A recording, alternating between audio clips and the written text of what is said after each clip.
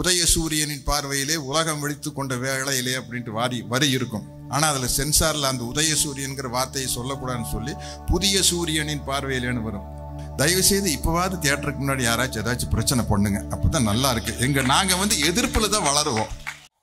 தமிழர் தலைவர் ஆசிரியர் வீரமணி ஐயா அவர்கள் எங்களுக்கு பகுத்தறிவு ஆசிரியர் மட்டுமல்ல, வாழ்வியல் சிந்தனையை படித்ததுக்கப்புறம் அவர் எங்களுடைய மன வளத்திற்கும் அவர் தான் ஆசிரியர். நான்லாம் இப்போ சேர்லேருந்து எந்திரிக்கல, கையூனித்தான் எந்திரிக்கிறேன். ஆசிரியர் அப்படியே எந்திரிக்காரு. அதனால் உடற்பயிற்சிக்கும் அவர் தான் ஆசிரியர், 3க்கு அவர் தான் ஆசிரியர். இன்னைக்கு உலகம் பூரா என்ன பிரச்சனை பேசப்படுதுன்னா, ஒரே ஸ்ட்ரெஸ்ஸுங்க, டிப்ரெஷனுங்க, ஆங்ஸைட்டிங்க அப்படின்னு சொல்லி இதைத்தான் இந்த கார்பரேட் சாமியார்கள்லாம் காசு பண்ணிகிட்டு இருக்கிறாங்க. அவங்களுக்கெல்லாம் ஒன்று கேட்டுக்கிறேன், நீங்கள் எந்த கார்பரேட் சாமியார்கிட்டையும் போக வேண்டாம், வாழ்வியல் சிந்தனை படிச்சிங்கன்னா சரியாக போயிடும். உங்களுக்கு இருக்க டிப்ரெஷன். திராவிட முன்னேற்ற கழக துணை பொதுச் செயலாளர் தோழர் கனிமொழி கருணாநிதி அவர்கள், இந்த எம்பி எலெக்ஷன் நடந்துட்டு இருக்கையில் இந்தியா பூரா நடக்குது. குறிப்பாக சில தொகுதிகளை பற்றி நம்ம விசாரிப்போம். இப்போ எனக்கு 1000 விளக்கு தொகுதியில் தான் ஓட்டு. டாக்டர் எழிலன் தோழர் கண்டிப்பாக ஜெயிச்சிருவாருன்னு தெரியும். பட் எனக்கு கியூரியாசிட்டி எல்லாம் கோயம்புத்தூர் என்னாச்சு, கோயம்புத்தூர் என்னாச்சுன்னு கேட்டிருப்போம். தூத்துக்குடி பற்றியெல்லாம் விட்டுருவோம், ஏன்னா கண்டிப்பாக ஜெயிச்சிருவான்னு நமக்கு தெரியும். அந்த மாதிரி கோயம்புத்தூர் என்னாச்சுங்க அப்படின்னு கேட்டிருக்கல, வடநாட்டில் பூரா என்ன கேட்டுக்கிட்டு இருப்பாங்கன்னா, தூத்துக்குடி கியாகைன்னு கேட்டுருவாங்க. ஏன்னா அவங்களுக்கெல்லாம் தெரியும், யாரோ ஜெயிச்சு வந்து போட்டுங்க, இந்த அம்மா மட்டும் ஜெயிச்சு வரக்கூடாதுங்க உள்ள.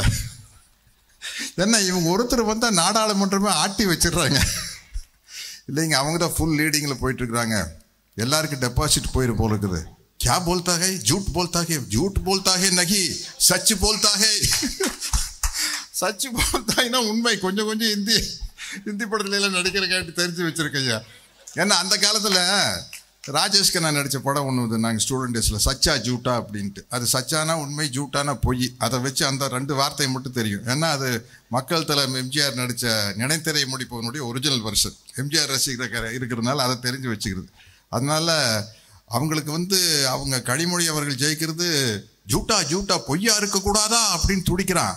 அங்கே இருக்கிற நகி சச்சு போல்தாகன்னு சொல்லி காலி பண்ணிட்டாங்க அவங்கள. அப்படிப்பட்ட ஒரு அருமையான நிகழ்ச்சி. நம்மளுடைய பெருமைக்குரிய நாடாளுமன்ற உறுப்பினர் அப்படின்னு சொல்லலாம். விரும்பு பெண்மணி நல்லா சொல்லிட்டாங்க, அதுக்கு முழு தகுதியானவர்கள். இது என்னன்னா, இந்த ஓடிடி பிளாட்ஃபார்ம்ங்கிறது ரொம்ப முக்கியமான விஷயம் இன்றைய காலகட்டத்தில். சினிமாவில் இந்த சென்சார் போர்டுங்கிறது நமது முத்தமிழர் அறிஞர் தலைவர் கலைஞர் காலத்திலேருந்து பெரிய பிரச்சனையாக இருக்குது. பராசக்தியில் ஆரம்பித்து எங்கே நம்ம டைரக்டர் ப்ரொடியூசர் வந்திருக்காங்க சொல்லாமான்னு தெரியல, தோழர் சேகுவேரான ஒரு படம் நடிச்சிருக்கேன். அது வரைக்கும் பெரிய பிரச்சனை. பராசக்தியில் வெட்டப்பட்ட வசனங்கள் அளவில்லாத வசனங்கள்.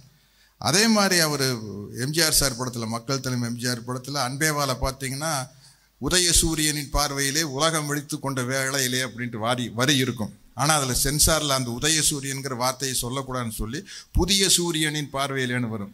அதே மாதிரி பெற்றால் தான் பிள்ளையா படத்தில் மேடையில் முழங்கு அறிஞர் அண்ணா போல் அப்படின்ட்டு வரும். அதை சென்சாரில் கட் பண்ணி மேடையில் முழங்கு திருவிக்கா போல்னு வரும்.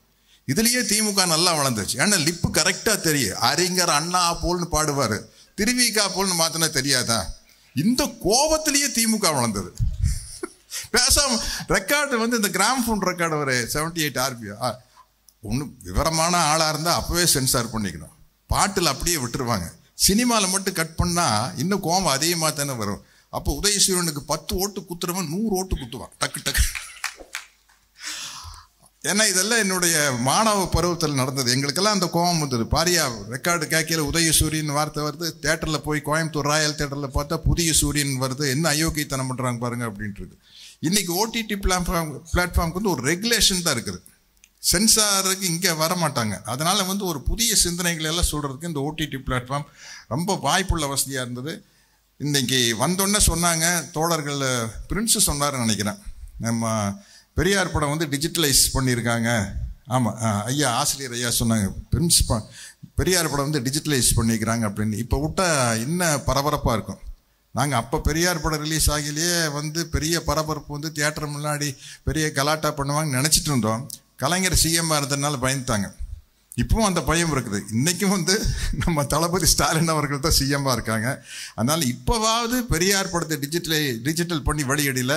தயவுசெய்து இப்போவாவது தியேட்டருக்கு முன்னாடி யாராச்சும் ஏதாச்சும் பிரச்சனை பண்ணுங்க. அப்போ தான் நல்லா இருக்குது. நாங்கள் வந்து எதிர்ப்பில் தான் வளருவோம். எங்களுக்கு எதிர்ப்பு இருந்தால் தான் நல்லா இருக்குது. சைலண்ட்டாக விட்டால் எப்படிங்க ஐயா நம்ம எங்களுக்கு மறியல் பண்ணணும், கைது பண்ணணும், அதெல்லாம் நடந்தால் தான் நல்லா இருக்கும். ரொம்ப பயந்துட்டாங்க. இப்போ அவங்களுக்கு சொல்கிறேன்.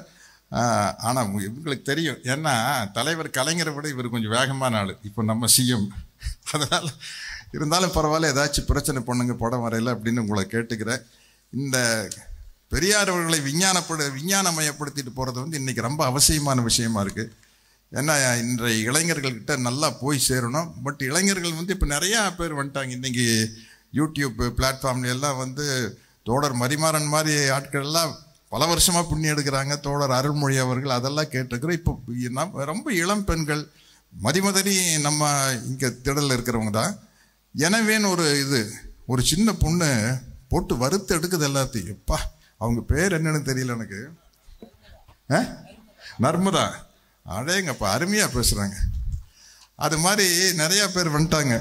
இன்னைக்கு நம்ம இயக்குனர் ஞானராஜ் சார்கிட்ட வந்து அவருக்கு மறுபடியும் ஒரு முறை நான் என்னுடைய நன்றியை தெரிவிச்சுக்கிறேன். பெரியாரா நடிக்கிறதுக்கு வாய்ப்பை கொடுத்ததுக்கு. ஏன்னா அவ்வளோ சிறப்பாக பண்ணியிருந்தார். அவர் ஒரு ஐஏஎஸ் ஆஃபீஸர். அதனால தான் வந்து அதை டீட்டெயிலாக படித்து அதை எப்படி ப்ரெசென்ட் பண்ணுமோ அப்படி அழகாக ப்ரெசென்ட் பண்ணாங்க. இன்றைக்கி இந்த ஓடிடி பிளாட்ஃபார்ம்ங்கிறது ரொம்ப முக்கியமான விஷயம். இந்த ஒரு நிகழ்ச்சியில் எந்த முக்கியமான நிகழ்ச்சியாக இருந்தாலும் பெரியார் திடல் என்ற தந்தை பெரியாரின் பகுத்தறிவு கல்லூரியில் ஒரு மாணவனாக இருக்கும் என்னை தவறாமல் அழைப்பதற்கு என்னுடைய நன்றியை கூறி விடைபெறுகிறேன். வணக்கம்.